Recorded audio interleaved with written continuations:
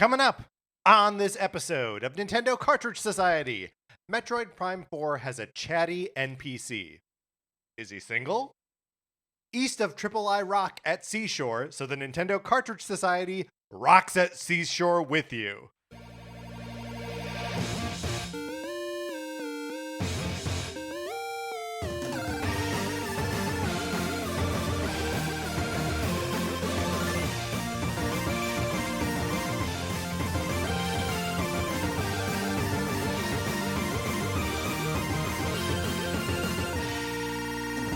Welcome to Nintendo Cartridge Society. My name is Patrick Ellers, and I am joined, as I am always joined, by my co-host, Mark Mitchell. We've got a good show, I would say a great show for you today. Great show. We're going to be talking about the news from the week, including Mario and Zelda movie news, and a trailer for Metroid Prime 4. And then on Thursday, in honor of career riders, we're pitching our own Nintendo racing spin-offs. But Mark, in the meantime, how's it going? It's going great. Jeopardy is... Daily Sure. Jeopardy is streaming on Hulu and Peacock now. That's right. And it's been a long time since I've watched syndicated Jeopardy. When I first moved to LA, I didn't have any friends. And so I would go to work, I'd come home, and then I would watch Wheel of Fortune and Jeopardy. Which is the reason why we all moved to LA, right? To be able to watch Wheel of Fortune and Jeopardy after work. Yeah. And so I watched a lot of it then, but it's a long time since I've watched syndicated Jeopardy. And it is, this is true of any reality show, but Jeopardy, they cycle through contestants so quickly. Yeah, and yet sure. it's funny how fast I am rooting for one of the three of them. Yes. Almost immediately. Yeah. Where no, this person is my favorite for whatever reason, and the other two can go to hell. That's incredible. Yeah, I do. And when a champion starts to get on a little bit of a run, they don't automatically get it from me after one win. But if they've been on the show for 3 or 4 days in a row, I'm okay, now I'm I'm hitching my wagon to this star. I'm enjoying Jeopardy, but I'm also sort of winning. You know what I mean? I do know what you mean. So I've not engaged with this at all. There was a long time where Sarah and I were watching Jeopardy live on TV, that it would come on and that we would be watching it on I'm explaining something that would, if I were saying this 20 years ago, you'd be yeah, that's how one watches TV. But it's so rare. It means that you really cared about Jeopardy because you were willing to watch it live. Right. Turn it on, sit through commercials. Yeah. And if you were 5 minutes late to it, you missed the first part of it. That was just it. But yeah, Jeopardy's great. Yeah. Super great. I'm glad you've let it back into your life. Speaking of things you can let into your life, patreon.com/Nintendo Cartridge Society. You can go there, and if you would like to support us at the 8 or 16-bit levels, you get access to our once-a-month episodes of miniseries, like the one we're currently doing, NCS at the Movies. Yeah, and for NCS at the Movies, Patrick and I, and most of the time a special guest, are going to see movies together and getting together to talk about them. We are just about to put out an episode. I think it'll be out before we post this episode. Okay. I'm going to post it tonight. We saw The Running Man. The Running Man, thank you. Yes. Open parentheses 2025, close parentheses. With friend of the show, Greg Smith. So there'll be a nice, fun conversation about it there. And there are a bunch of other movies that we watched this year. Plus other miniseries that we've done in the past. And that content, there is content available no matter what level you're following us on Including Patreon. free. Including free. So there's no reason not to join on Patreon. You can join for free. There is some bonus content available to everyone there. And then, of course, thank you so much to everybody who supports us or follows us on Patreon. We really appreciate it. No reason not to join. Can join it for free. Sounds like we're talking about the Discord. All you got to do is email us at Nintendo Cartridge Society at gmail.com. We will send you an invitation, and then you can hang out in the Discord. Talk with people as you're playing Nintendo games. They're playing Nintendo games. We're all figuring this Nintendo Switch 2 thing out together, right? Yeah, that's right. Little programming note. Mark, next week, Thanksgiving here in the States. Next week, also here in the States, I'm moving. So we're taking the week off. Yep, no shows next week. No shows next week. But you got 2 shows this week. Plus, if you're subscribed to the Patreon, you can listen to us talk about The Running Man. Did we like it? Mark is shaking his head. Do you want me to say? No, I don't want you to say anything. Okay. I want you to hold those. Hold that close. But yeah, so we're off next week. And And then we got a little bit of a debug. I was talking about Final Fantasy Crystal Chronicles: My Life as a King, and its sequel, which is My Life as a Dark Lord. And I thought it was bizarre that those were the only sequels to Final Fantasy Crystal Chronicles.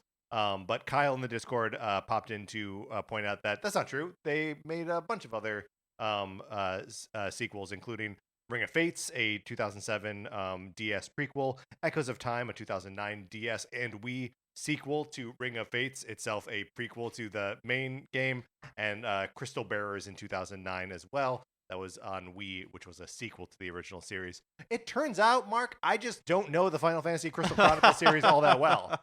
Hey, that's fair. They kind of pretend it doesn't exist anymore. But they did re-release the original. Yeah, in like 2000? No. No. I said 2000, but I meant 2020. I think it was like 2020 or 2021 that thing came out. Something like that. But look, we don't know, but wasn't that a mess or something? There's something wrong with it. Look, Crystal Chronicles, we are just choosing that is something we will just not learn about. We're just throwing up blinders everywhere. Yeah. And yes, sure, I did bring it onto an episode to talk about it specifically, but mostly just about how miserable it made my friend. Because it's one of my favorite games. All right, Mark, let's get into what we've been playing this week.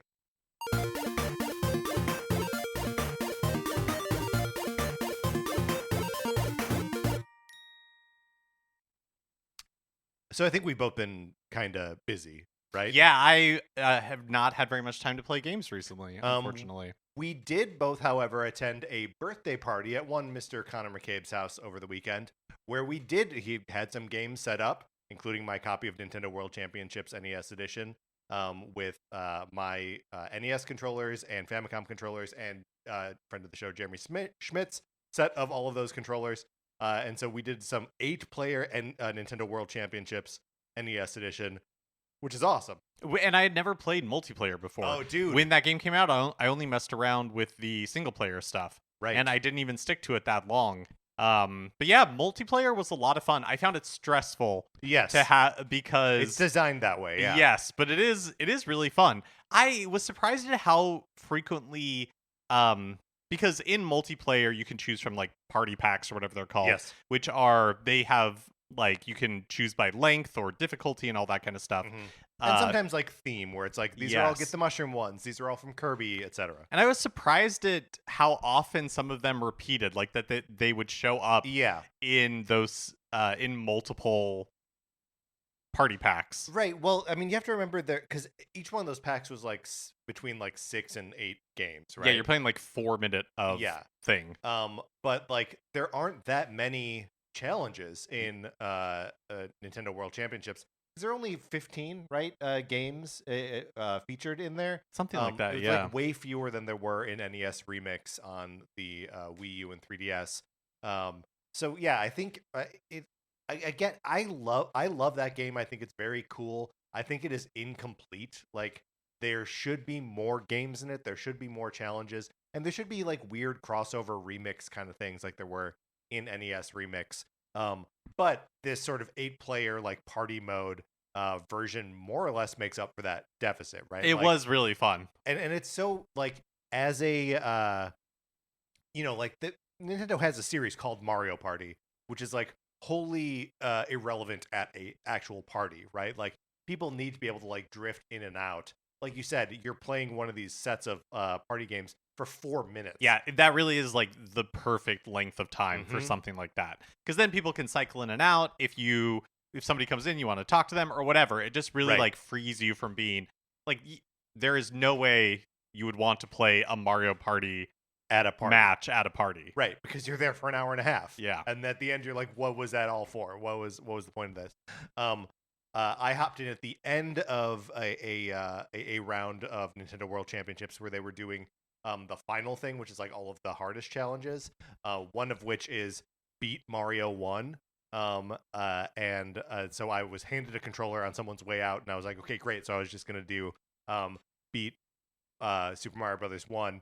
And Mark, I came in first by like a minute and a half. Whoa! So I felt really, really good about that.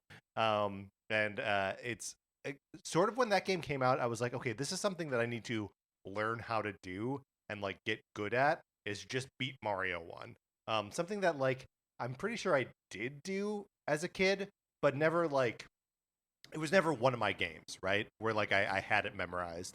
And I'm like happy to say that here we are, a year or so after the release of Nintendo World Championships, and I do in fact have it memorized and can just execute it. Does it, when you're playing the full game in Mhm. Nintendo World Championships, does it allow you to do warps and all that kind of You stuff? have to Or warp. encourages you? Yeah. I see. It's not just encourage. If you like skip the warp zone, it's like nope. I guess that go makes back. sense, because if Right. you tried to do everything, It would be too you'd be much. there Yeah, forever. yeah. Yeah. And by Uh, forever, I mean like half an hour. It would be so long, Mark, versus like a half an hour. versus like, I just remember as a kid, and this Yeah. was not with the original NES version, but the All Stars version. Mhm. I remember being like, okay, I'm gonna beat it in under 10 minutes. That was my goal. Do you remember what your time was when you beat it at Connor's party? Yeah, it was like 8:30. Yeah, that was always my goal, to be like, ooh, how can I like shave down time a little bit? There was a time that I was really good at Super Mario Brothers. I think you still are though, right? Like you are still pretty good at Super Mario Brothers. I haven't played the original Super Mario Brothers for so long. It's like riding a bike. But I think that I would be better at the All Stars version than I would be Probably true. at like the NES version. Yeah. Also at Connor's party, look, he got a copy of Donkey Konga for his birthday, and so I did play some Donkey Konga there. Realized I'm still great at that game. Talk about riding a bike. Something you never forget. Absolutely. It was just Stomp, I was clap, right stop, back clap. in it. And also that I have like all of those arrangements, like those are also tattooed on my brain. So like I know like what the bongo part is to all these pieces. I had to leave before Donkey Konga got set up. What was the general consensus of the party, of the people who were playing on Donkey Konga? People were having fun with it. Okay, like, good. For sure. It's Donkey Konga, despite its like bizarre music like track list, is just fun to play. Yeah, it's like, and it's immediately understandable. It's a game that was doomed because it required people to buy all that stuff. Yes. And yet, if somebody has all of the accessories, right? Like if when Donkey Konga came out, they just bongos and the game spontaneously arrived to people's homes. Yes, I think the game would have been really well received. But the fact that people had to Yes. buy the bongos was a big turnoff. I mean, it was because what are you also- gonna ever do with this It thing? was also a pre-Guitar Hero world. Like, this wasn't the common like language of video games. blazing the trail. Yes, Donkey that's right, Konga. as always. Mhm. So that was super fun. I really enjoyed that. Mark, do you remember when I mentioned that my I like to have my Nintendo Switch Online libraries, classics libraries, organized in specific ways, and that for whatever reason the organization of my Super NES was like totally nuked. Yeah, in the when it- transfer to Yes. your Switch 2. That's right. And was it just the SNES or was it all of That's them? the only one. Oh, okay. But so over the weekend, I like went in. First of all, I started playing around with folders because I was like, oh, it's kind of nice to, I put all the Pikmin games in one folder. I put and games can appear in multiple folders, which is cool, right? Like that is cool. it's just a way to like categorize them. And so I put all of the NSO libraries into one like Nintendo Classics folder. Cool. And then I was like, great, now I'm going to go in here and like actually organize this Super NES thing. Super gratifying. Felt so good to just like put, Rival Turf and, Brawl Brothers and whatever like down at the bottom with like 20 other games in a line. So you never have to see what they are. I wish you could just like archive some of them. Be like, I'm never going to play this. There's like 7 Jellico games. You just need like a no thank you button. I need a note. I need a dismissed. And so I did that. It felt great. And then it was just like went into the other ones and was like, oh yeah, what have I not like organized yet or like folded into the overall organization? And remind me, what is your organization scheme for the classics libraries? The organization scheme for the classic libraries is dependent on the shape and size of the boxes because they're all different, right? For each console, they're different. And then also within, still drives me a little bit crazy. It's bewildering. Because the Super NES games, the Japanese versions are like a vertical thing, and the rest of the world are these like horizontal things, and so like they can't exist on the same line together. Anyway, I sort of organized them by like first party stuff at the top, and like stuff that I'm most likely to play. Mm-hmm. Like I sort of like go for, what is my canon on this system, and that canon is going to appear like on the first like page without scrolling. I'll be able to see all of the games that like I really want to play. And then I just find ways to organize like games together. I mentioned the 7 Jellico games. I know there are 7 of them because I put them all together on a single line. Um, and like just sort of approaching it that way. So every single system is different, and it doesn't actually make them easier to find, but all of the games that I would want to play are like immediately visible from the start. In so doing, I was like, hey, I haven't turned on Luigi's Mansion yet for the GameCube. So I turned on Luigi's Mansion and got through the first like area of it, beating the baby and all that stuff. Luigi's Mansion, good. Plays well, is fun. I can't remember. Does that game get you into gameplay really quickly?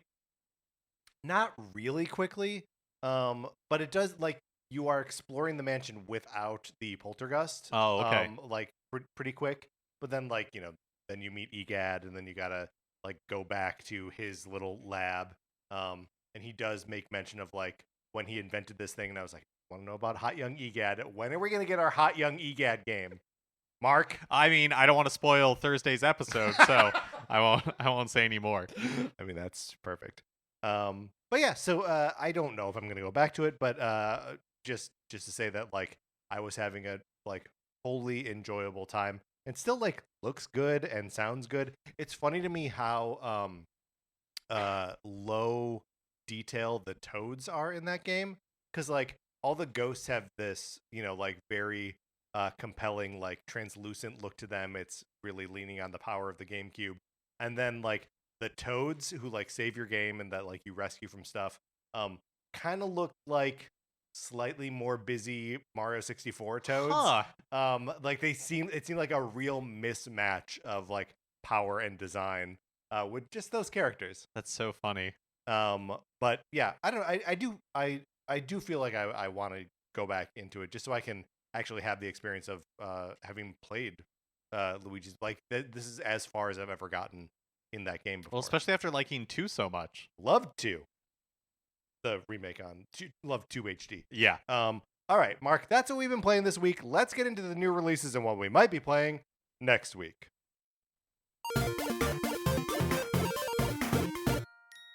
Well, of course, first we'll check in on Nintendo Music, and the update this week is Wii Fit Plus, a soundtrack I'm wholly unfamiliar with. I mean, it has to be a lot like just Wii Fit, right? Yeah, but I don't remember what that music sounds like at all. Great point.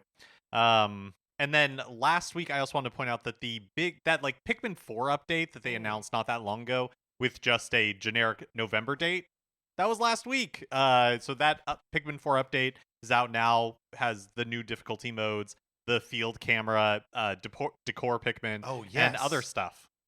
Oh man, I know. I'm in this like Mark, you gotta gaming get into it. purgatory a little bit, where there's nothing that I'm like super into. I guess I'm kind of treading water for Metroid Prime 4, and if I had a little bit more time, I think this would be the perfect time for Pikmin 4. So maybe I will try to take that plunge this week. I mean, you're traveling over the holidays, yes? Yeah. Might be a good time. You got this big update. Play it use in the your field hand. camera. Yep. Decor Pikmin. And then let's see. Thursday, I genuinely was shocked to read that Kirby Air Riders is released this Thursday. I can't believe that it's already. You knew that Kirby Air Riders was coming out on November 20th. I did, but Yes. like last week when we were writing the show description, Right. I was like, we're weeks away from Kirby Air Riders. Like I really thought we still had another week, but it doesn't. We're out of time. Kirby Air Riders is here. It's upon us, and it is charging at us uncontrollably fast. So, including with these enormous amiibo, the Kirby and Warp Star Banana Waddle Dee bandana. I mean, that's a good idea. Yeah, I write that down. A Waddle Dee with the I don't banana. know what we're gonna do with it, but let's. But write a it down. bandana Waddle Dee. Sorry to disappoint everybody with their Wing Star. 2 amiibo that you are locked and loaded on, right? They're pre-ordered. Yeah, I got an email from Best Buy being like, Are you ready for this? And then I think the other thing, bam, bam, bam, bam, bam, bam, bam. Yeah, that's and then I think the other thing of note You bailed on that for before you even finished a phrase. people get the idea. Yeah, they do. The other thing of note for Thursday, It was y'all ready for this? That's what it Bam, was. bam, bam, bam, bam, bam. Hades 2 is released in retail Yes. for Switch and Switch 2. I think easily my game of this year. Yeah, I mean, Tetris 99 is your game of the year every year. since the year it came Yeah. out. That's right. So you're right. So Tetris 99 is my game of the year. You're right. But Hades 2 a close second.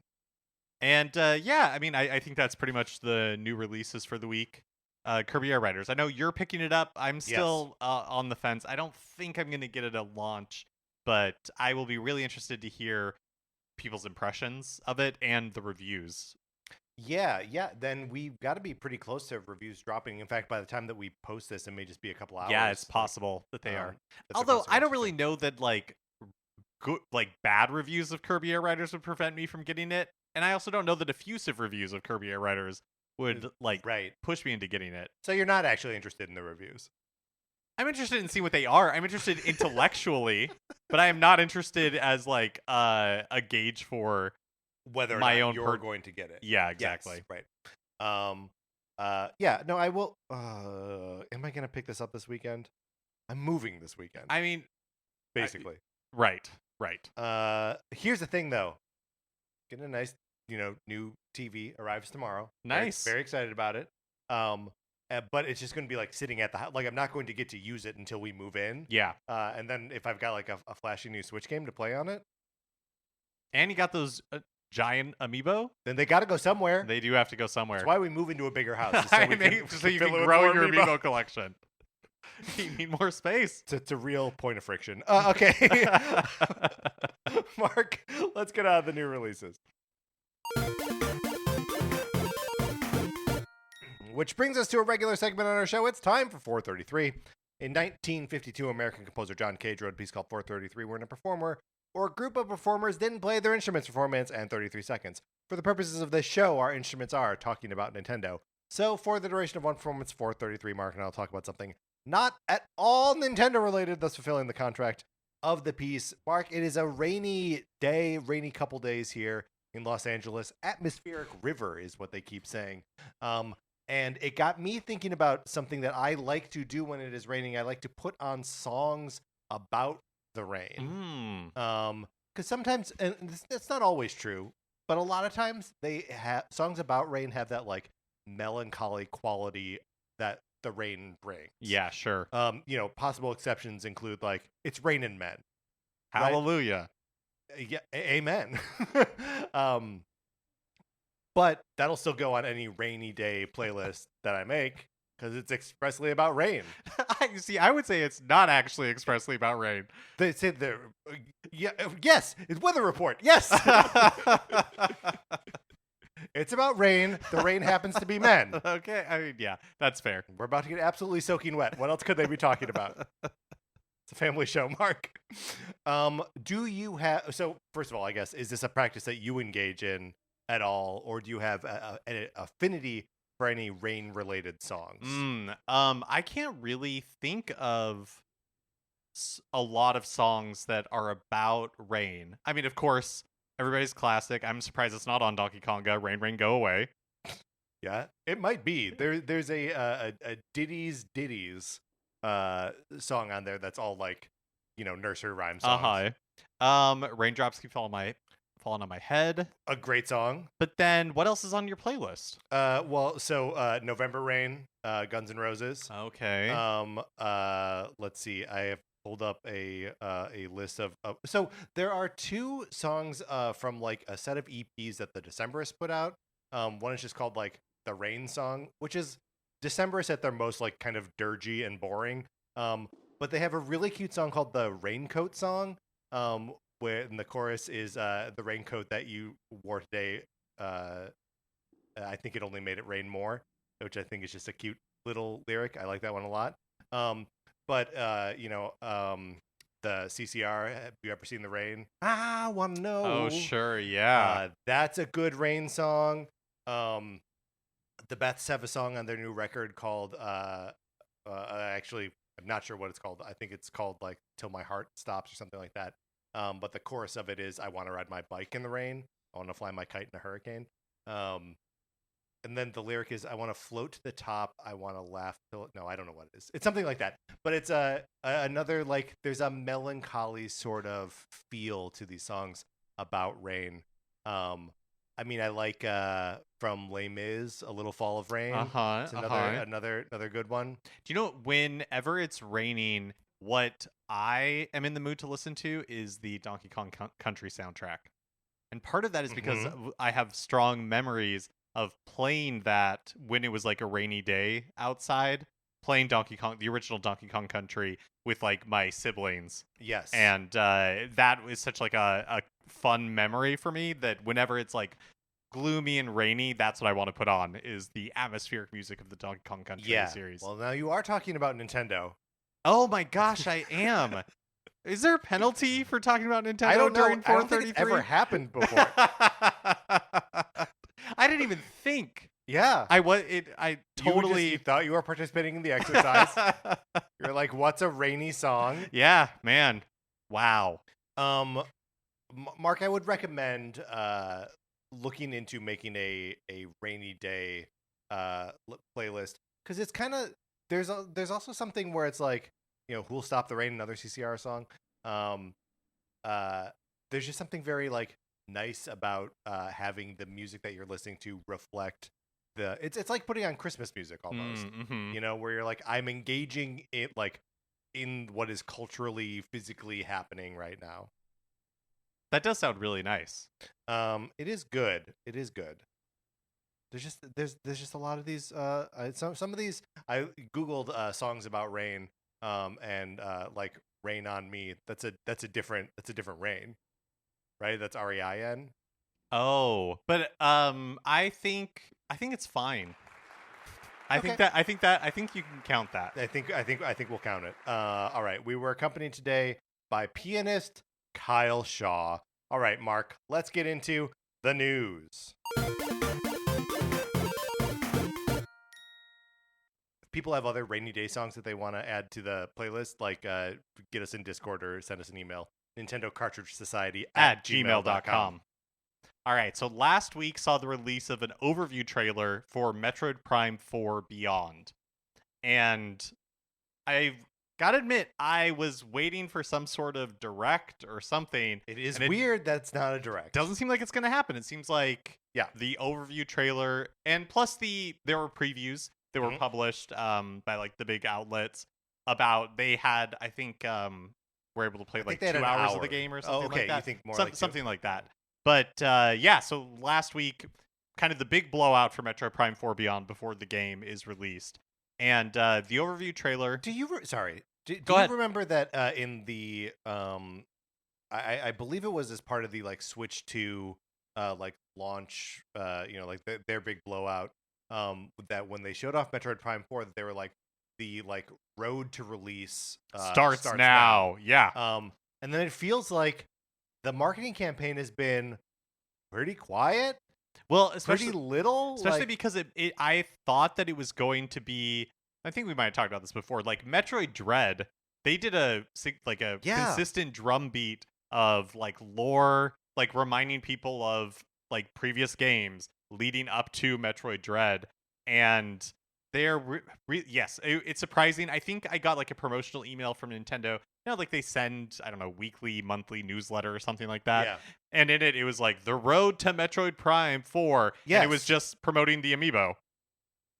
It feels like there's a mismatch here. And I think part of it is that like they don't have a Sakamoto for this game to like go out and be the mouthpiece for it. It's also, I was going to say, Dread had these like years and years of like hype built up for it, but like Metroid Prime 4 specifically has that as well. So it's just, it doesn't seem like they've put a ton of gas behind this one. No, it doesn't. Which, they launched a new system and, like there's a lot going on, but still. Yeah, it is interesting. I mean, it was nice to see the previews, because the previews, even though they only were able to see a small part of the game, were largely very positive. And so, like, that is exciting, comforting, maybe Yep. even more than exciting. But I enjoyed most of the trailer. I thought the trailer looked good. I thought the trailer it turned around some of my like anxieties about the game for sure. Yeah, totally. So it was like a 7.5 minute long trailer. Definitely the most that we've ever seen of Yep. this game. Some of the structure seems to be revealed here. So Samus and Federation troops are stranded on this new planet, Vuros, and she has to rescue the troops and survive the harsh terrain. We've also seen her interacting with like the spirit or ghosts of the people that Yeah, there's or the something going on aliens there, that like lived there before. We see some of the environment. Those aliens might have been ghosts before. We don't know. Yeah, you're right. You're right. They show off some of the environments. So there's like Fury Green, which is the first area seemingly that that you jungly encounter area. in the game. Volt Forge, Ice Belt, Flare Pool, all of which contain remnants of a civilization long extinct. Yeah, that's their language specifically. That it's I don't do these things probably aren't Chozo, right? Maybe they Yes, are. no, I think they're specifically not Chozo, but they seem like poplins to toads, where they're like, these Sure. aren't the Chozo, Right. but we want you to feel Right. at ease. If Chozo are birds, these are like lizards. yeah. But they're the same, like they're too tall, they're too skinny. Yes. Their faces Yes. are kind of funny. Uh-huh. Yeah. They showed off some of the powers and abilities, and nothing too crazy in the trailer. Did you know that you could use a power beam when you're Samus or missiles? And of course the like laugh line of the trailer is ability to jump. Uh-huh. Like, okay, yeah. Yes. I guess that's That's one of good. Samus's powers. Uh-huh. And I'm glad we're talking about it. Morph Ball, the ability to dash, but then there are some psychic abilities and these seem to be. She can ask you if this is your card. She wants to know if your aunt has a name that starts with a B. Mm-hmm. She wants you to know it's okay. Yeah. She knows about the money, and it's okay. Control Beam is a Mhm. psychic ability. Psychic Glove, which you use to manipulate energy and activate machinery. I believe this is the famous Open a door. Open a door. Yeah, I do like that they very specifically did not use the language and open doors. So it seems like they're learning some things, but also bragging about her ability to jump. Yes, but you have to assume that these overview trailers. I mean, it's been so long since there's a Metroid Prime game. Yes. So you have to assume that. That's why I was surprised they called this Metroid Prime 4. Yeah. Like, why not just call it Metroid Prime Beyond? Yes, because you're basically reintroducing this franchise to a ton of people. They're way more Switch and Switch 2 owners that have never played a Metroid Prime game. Absolutely. But yeah, so funny that they're like morph ball and jump and dash, but at the same time, I get it. Hey, I mean, you're right. It is not the most intuitive thing that like this lady with a gun on her arm also turns into a ball. Like that true. Explain that to me. That's fine. But yeah, psychic abilities. So they called out Control Beam and Psychic Glove, and then and Control Beam is another kind of like video game classic that is showing up here, where you can shoot a beam and then it goes into bullet time, and you can control the trajectory of the beam. Yeah. It feels like the scarab beetle in Skyward Sword. I hope it controls a little bit more easily than that thing does. But yeah, it's and these are all things that we have seen in that and the psychic glove that we've seen in previous trailers. And then in previews, but they didn't talk about it in the trailer, she apparently also gets psychic boots. Cool. Later, which just is funny to me. And then what's the third thing there? Like a psychic hat?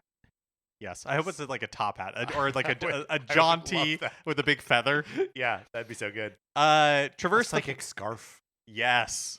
Yes. Psychic earmuffs. Just dressing like Doctor Who by the end.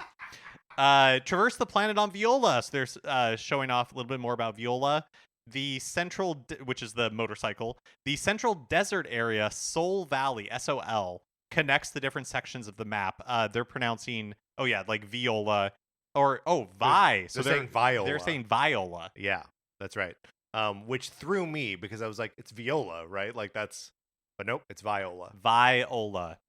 Also, in some of the previews, the outlets were saying that, or I'm thinking of Nintendo Life specifically, they were saying that at their preview event, one of the reps was kind of likening this Soul Valley area to Hyrule Field in like Yes. Ocarina of Time or something. It's like an area you pass through Right. when you're going to the main areas of the game. Which, when we've talked about these Viola sections, that was, for me anyway, like our best case theorized scenario, that like this is not what the whole world is. This is just like the connective tissue between the more interesting areas. So, the big thing that in the trailer I was like, okay, I'm gonna have to. We'll see how this goes. Right. The one part that I was not that excited about, and then also that got called out in basically universally in the previews as well, is that there are Galactic Federation troops that like you have to rescue at certain points in the game, and they become like your help companions. you out for a little bit. Yeah. They maybe give you some but yes, then you have to like escort them to safety or whatever. And evidently this first guy that you encounter, Miles McKenzie, is annoying. And I mean, we see like little in this trailer, we see bits and pieces of interactions with several different of these troops, and well, Miles McKenzie, I'll take everyone's word for it, is exceptionally annoying. There's one of the guys who I think we hear 3 different voice clips from him in the trailer where he's like, I only care about getting back to my family. So I'm not expecting a lot from these guys. No, and just generally speaking, the Federation troops are my least favorite part of the Metroid Prime series, and like Metroid in general. They're all over Other M as well. Like that. Which, like, that's kind of it, right? They're like there, and they're in this game.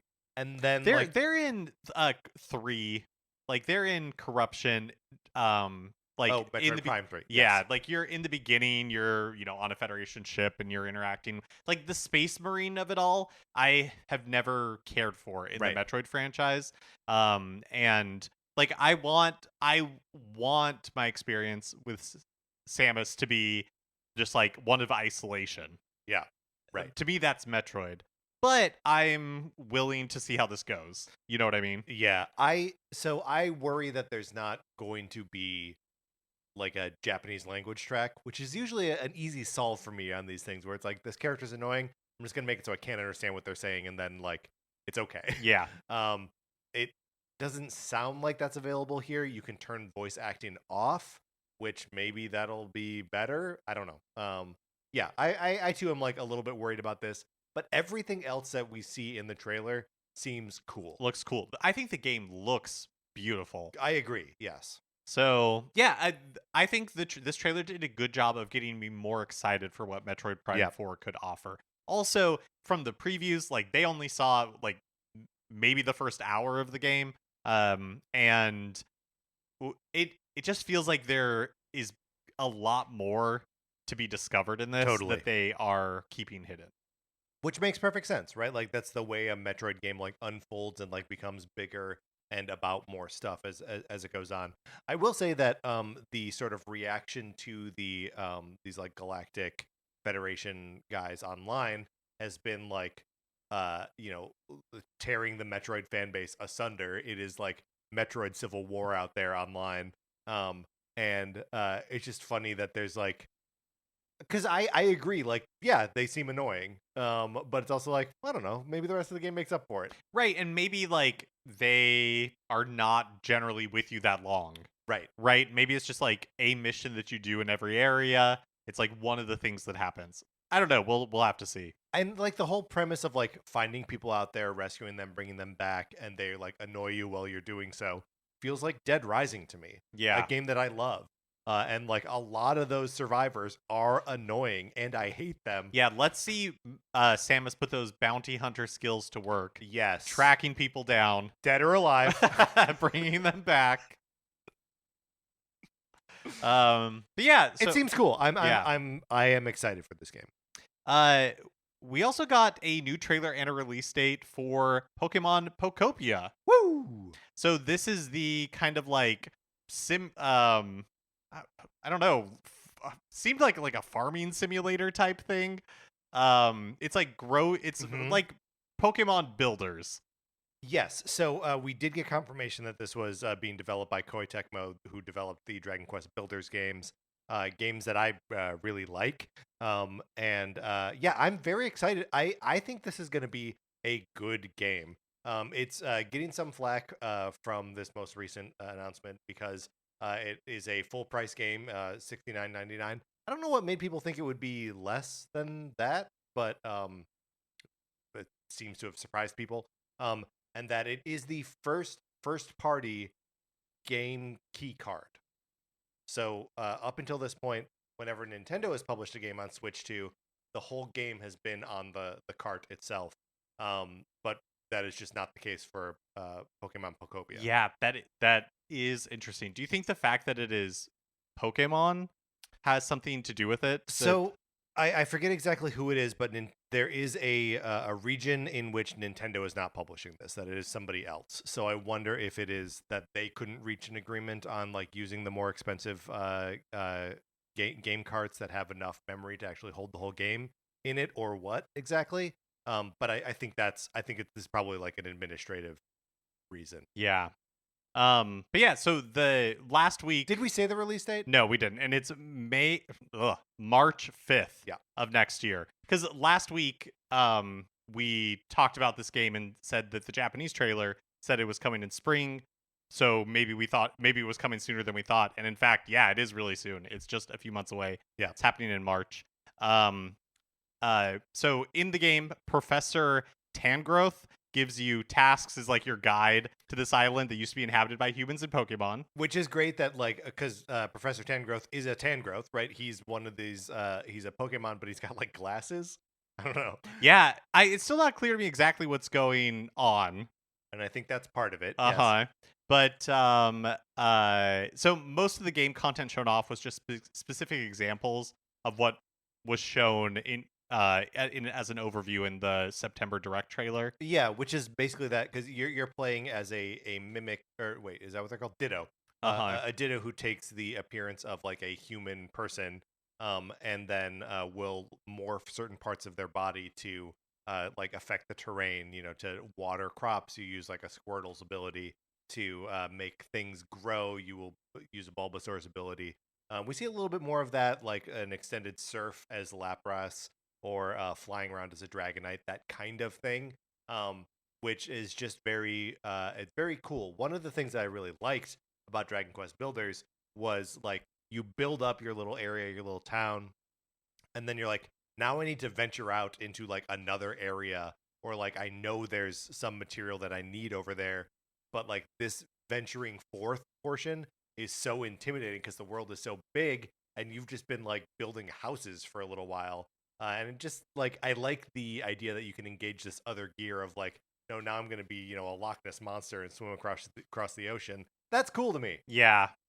They also show that you can decorate your like room, like your area. There's of course a photo mode, and the game will support game share.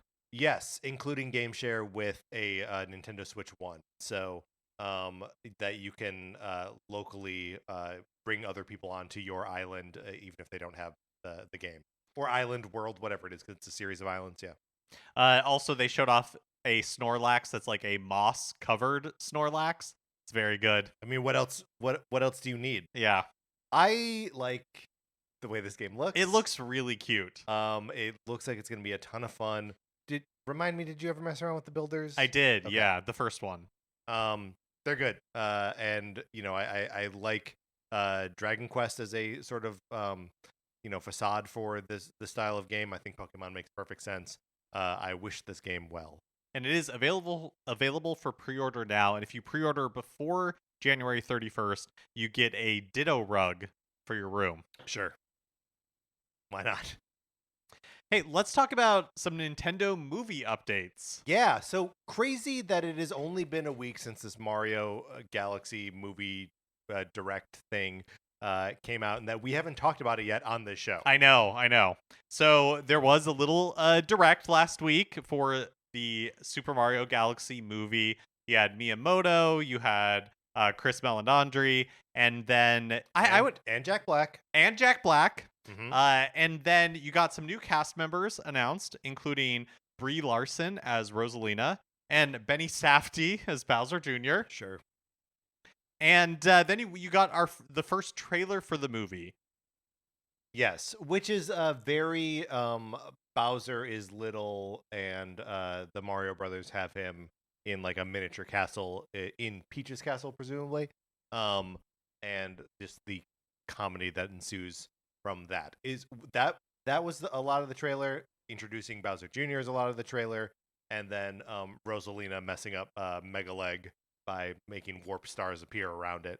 Those are like the three pillars of this trailer. Yeah. I don't know. Honestly, Looks bad. It reminded me of why I didn't like the first movie. Yeah. But I have like from what I've seen, the general reaction to the trailer is very positive.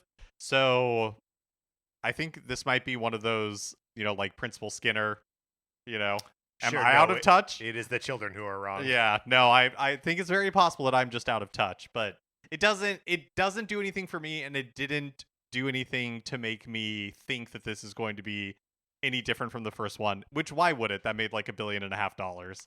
Right. And like the new cast members, Brie Larson, I'm like, yeah, sure, that makes perfect sense. Although is she being typecast as like outer space gods now? Like between this and Captain Marvel, like she's got the market cornered over there. The Benny Safdie thing is where I'm like,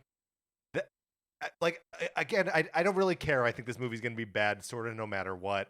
But like Benny Safdie, no, what is this choice? I just want to know how it came about. Yes, I'd be so curious. How did he audition for this role? Did they offer it to him? You know what I mean? Like, was it just a blind? Like, how did this come to be? Right. It feels like Fred Armisen as Cranky Kong, right? Where it's just like, I mean, okay, yeah. Like, I don't know what the connection. Like, that's an actor and a character. There's no reason it couldn't be him, right? Yeah. But like by comparison, Brie Larson as Rosalina feels like Charlie Day as Luigi. I'm like, yes. Makes sense. Especially because, she, there were like news stories that came out when this casting was announced that, I think previous boyfriend of hers, when Galaxy first came out, it was like, oh, you're taking this game too seriously. Like she was too into it. It sounds like she's a fan of the Galaxy series and of Rosalina. So, that makes more sense than like, is Benny Safdie a fan of Bowser Jr.? Last week I was saying I was sick of like the rhythms of the movie direct. Yes. But this one, I did actually want to have Benny Safdie on camera explaining his affinity Explain yourself, Benny Safdie. for Bowser Jr. I don't know. It's great. Maybe he has kids and he was just like, I want to make a movie that my kids can see. Yeah, or maybe he was like, I'm not going to turn down 3 days of work for, like $1 million or whatever. Yeah. It's I don't know. I guess I don't really just want to like crap on this thing, but like, when Bowser Jr. is introduced, he says, I'm Bowser Jr. and I'm here to get my dad back or whatever. He says, I'm Bowser Jr. Look, you can't say that you don't enter every room. And say I'm Bowser Jr. I'm Bowser Jr. and I'm here to order a hamburger. Gonna do that everywhere I go. And so like that is one of the and maybe that's just for the trailer, right? That they know they need this pop. You Probably don't believe it's that in the movie. I believe that it's in the movie. But just like seeing Rosalina appear and like draw this magic wand out of nowhere and like use the warp stars to like. It all feels like unrecognizable to the characters, where it's just like, okay, I mean, whatever. This is all just a fireworks display with Mario characters at the center. That's what the first movie was. But why would this be any different? You said this about the first movie, and I really just believe that it's true. That I don't think there's a Mario movie that could exist that could be good. Right. It's just not how I engage with those characters. Sure. Right. Like the joy of Mario is running around as Mario. It's like being those characters. Mm-hmm. It's not watching stories with them. Right. Yeah. Yeah. And like anything that like over characterizes any of them is like feels like a betrayal. It's like, No, I need them to be just sort of like voiceless avatars of like running around and having fun. Especially the little bit that we see of Mario himself Yeah, in this. he's got one line in the trailer where he tells Bowser his painting is trash, Uh-huh. which just not a way that a human being talks to another Bowser turtle monster, right? Like, why would he say that? Yeah. Especially when he could be walking into a room and introducing himself and telling them what he's there for. I agree. He should walk in, say he's Bowser Jr., and that he wants to order a hamburger. In this scenario, Right. I just have to explain myself. In this scenario, I was like imagining that Bowser Jr. was walking into a McDonald's, or you were walking into a McDonald's and Right. announcing what you do. But it could, or what you want to do. Right. But it could be you're Any going room. into a library. Yeah, any room. Yeah. You're at a library. Mm-hmm. You're walking in. You're saying, "I'm Bowser at the Jr. Hospital. and I'm here to check out a book. Uh-huh. I'm Bowser Jr. I'm here to get my colonoscopy." Right. Like, no matter. That was the road I was driving down. Not that you were always ordering. a hamburger. I understand. We do get a little bit of Bowser Jr.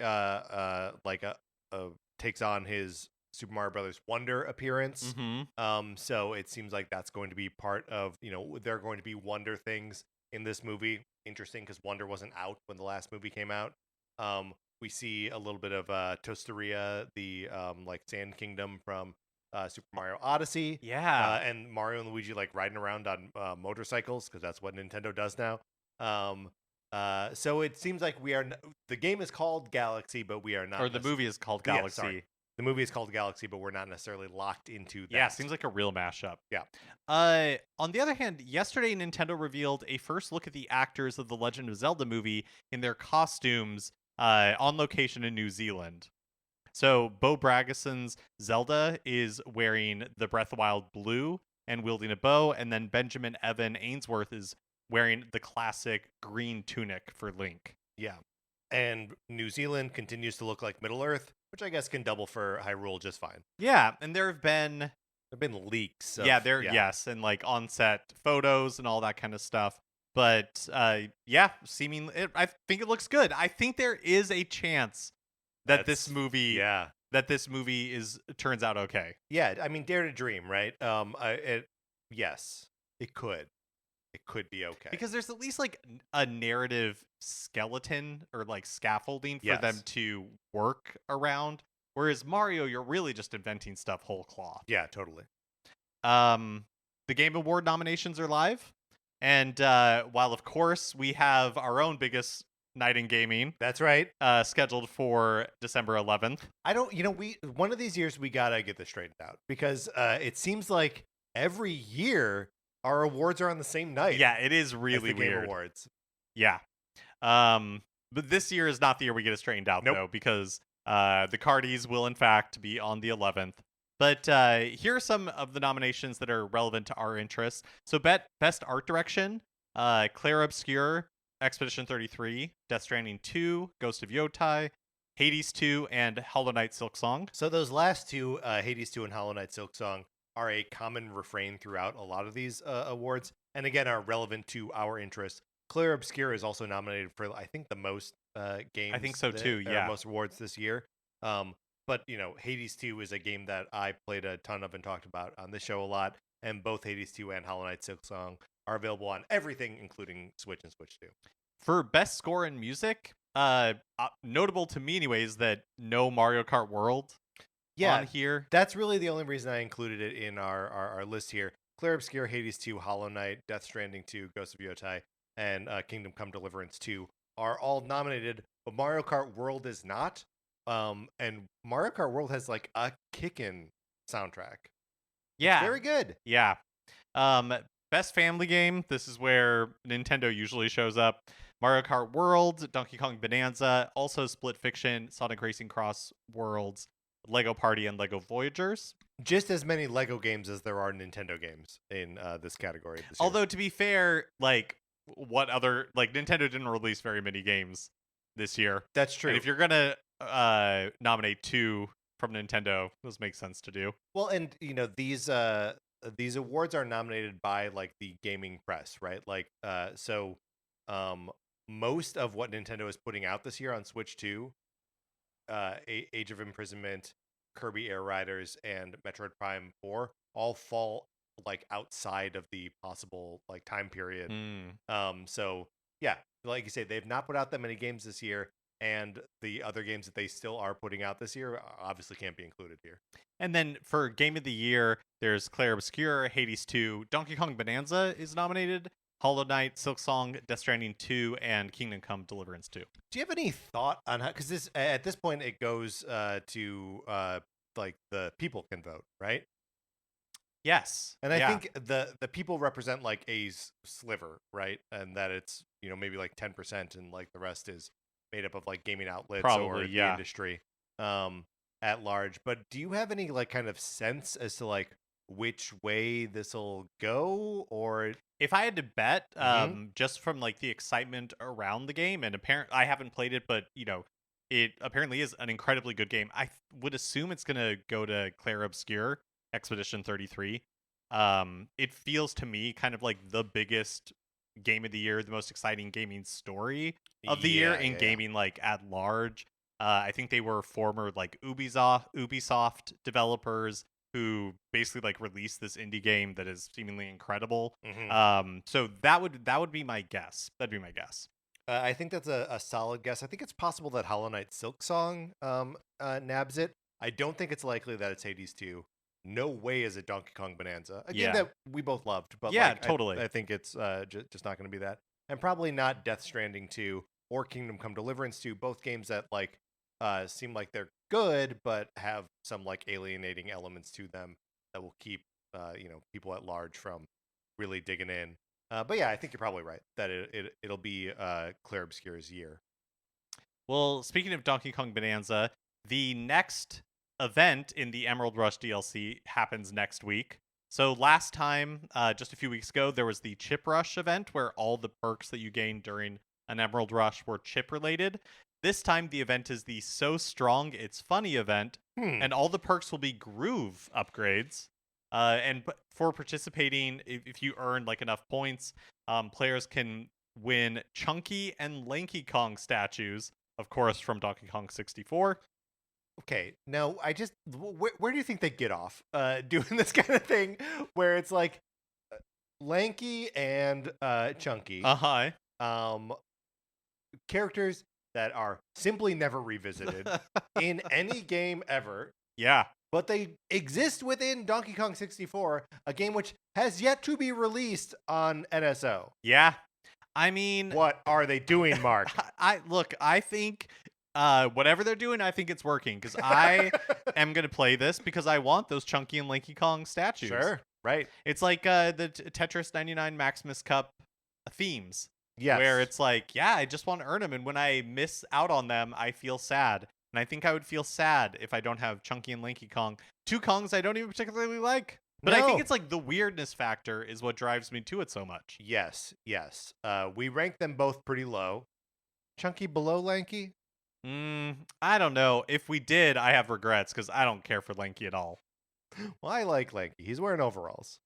But this runs, I don't know if I said this, the event runs from November 25th to December 2nd. So starts next week. I had a lot of fun with the Chip Rush. It doesn't take very long to get the million points that you need. Yeah. So like a couple of runs, you can have it done. And it does feel like they've dialed that in, right? Like, because Tetris 99, especially when it started, sometimes you would really have to grind at it to unlock those themes. But there was some point where they were like, we have reevaluated the formula, and now you can knock it out in like 20 minutes or whatever. Yeah, exactly. And yeah, it's just a fun reason to kind of like revisit Emerald Rush. So do you so the island, like the statues like have specific places where they live on the island, right? I think that's right. Yeah. Obviously you can toss them around as you can basically everything in the game.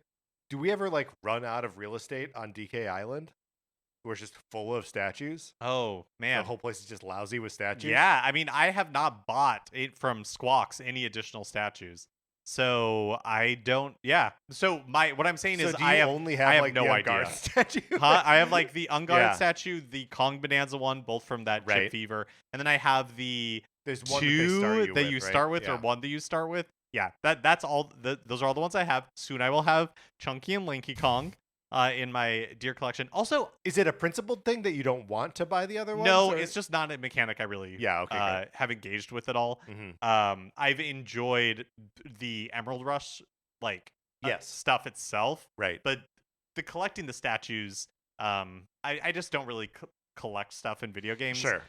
Being a completionist is not important to my experience. But the Chip Rush took place on DK Island, and there's no guarantee that all of these will. I don't know Yes. where this one takes Interesting. place. Interesting. Yeah. I mean, that's good though, right? That they would spread it. I think DK Island is the best one. It's just the, But there's actually a lot of layers that are available to play Emerald Rush Right. in that I haven't, and so if they start putting these events in different layers, that would actually give me you to can actually explore. check them. it out. Yeah. All right. Well, Mark, that's the news. Let's close this out. That is going to do it for this episode of Nintendo Cartridge Society. Remember, if you are not already in our Discord, you should join it. Email us. We'll send you an invitation. It'll be great. Anthony DeLuca made our logo. Our theme music is provided by 8-Bit Betty. You can get more of his music by going to 8bitbetty.com or by listening right now. For my co-host, Mark Mitchell, this is Patrick Eller saying thank you for listening.